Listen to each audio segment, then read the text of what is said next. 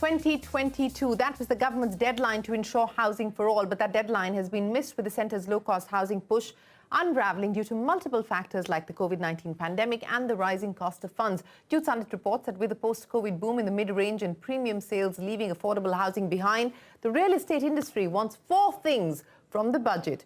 Find out. It didn't matter that loans got much costlier last year. Residential sales still hit a 10-year high.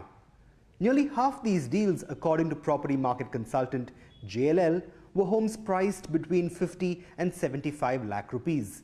That's the mid and premium range. In sharp contrast, affordable housing, which comprises homes priced below 50 lakh rupees, saw sales decline sharply from 28% in 2021 to just 22% last year. According to consultancy Knight Frank, the pain worsened as the year wore on, and from accounting for 42% of total residential sales in July-December 2021, affordable homes accounted for just 35% by the time 2022 ended. Developers are now hoping that Budget 2023 will bring some much-needed push to revive this segment, starting with a lower compliance burden to get projects off the ground quicker and cheaper. Why do we need so much red tape in, building plan approvals and all that? So can we not bring one faceless system, and at least for affordable housing, that saves close to about 5% of the cost just on the financing cost on the delays.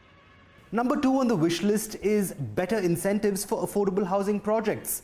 Suggestions range from ease in land allocation to a review of the auction process for prime land owned by PSUs, which would make it more feasible for affordable housing projects to come up on such land. The moment you bring in such kind of land by a straightaway bidding kind of a number, when the people are bidding extremely high, and at those numbers, the land can be put only to the upper end of the segment only.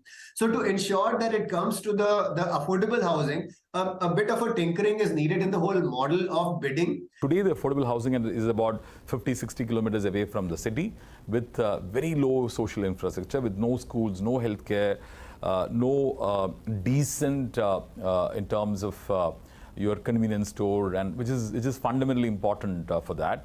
And that is where the land prices are low, and that's where the developers are trying to attempt to build affordable housing.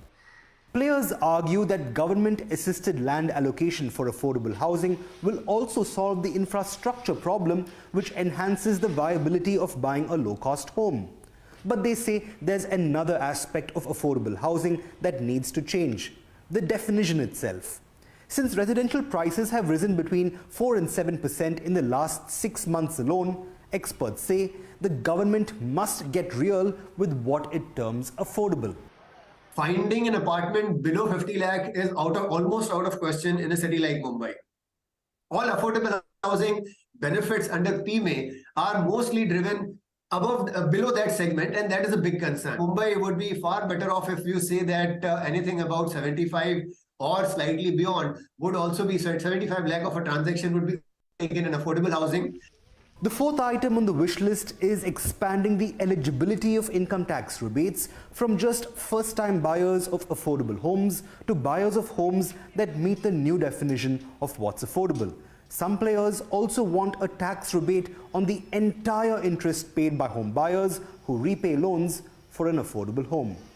Interest paid against any borrowing for a housing, for the first house, and against the entire interest, the income tax must be given a rebate, which indirectly gives them around 7,000 to 7,500 rupees per month benefit, which means that 7,500 rupees they can put that to buy a house which is much more livable, little bit more larger, and that can become part of their EMI. The real estate sector believes that the centre's 8-year-long push for housing for all has its heart in the right place.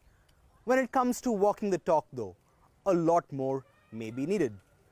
Players say that unless and until the government is willing to push for reform in personal taxation, land allocation, housing policy, and infrastructure planning, there's only so much they can do to put a roof over everyone's head. In Chennai, this is Jude Sandit.